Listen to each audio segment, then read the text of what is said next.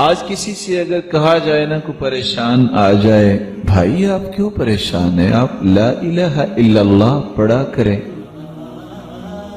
تو وہ پتہ کیا کہتا ہے، میری جان نکل رہی ہے اور تم کہہ رہے ہو کہ لا الہ الا اللہ پڑھو۔ تو اچھا نہیں ہے جان نکلتے وقت لا الہ الا اللہ زبان پہ آ جائے، جنت کا سودا ہو جائے۔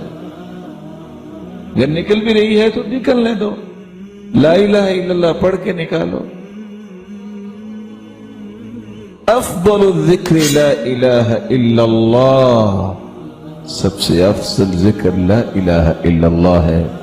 صرف اس کا فائدہ قیامت کو ہی نہیں ہوگا بلکہ دنیا میں بھی ہوگا۔ ان قول لا الہ الا اللہ تدفع عن قائلها 99 من البلاء ادناها الہام۔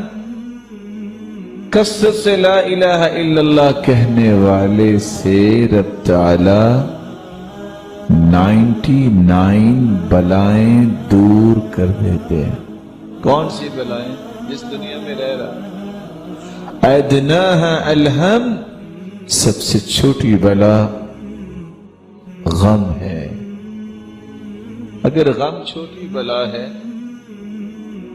تو 98 بلائیں تو غم سے بھی بڑی ہیں۔ آج کل لوگ کارڈیالوجی میں کیوں جاتے ہیں؟ غم کی وجہ سے کہ یہ ہارٹ پیشنٹ ہے۔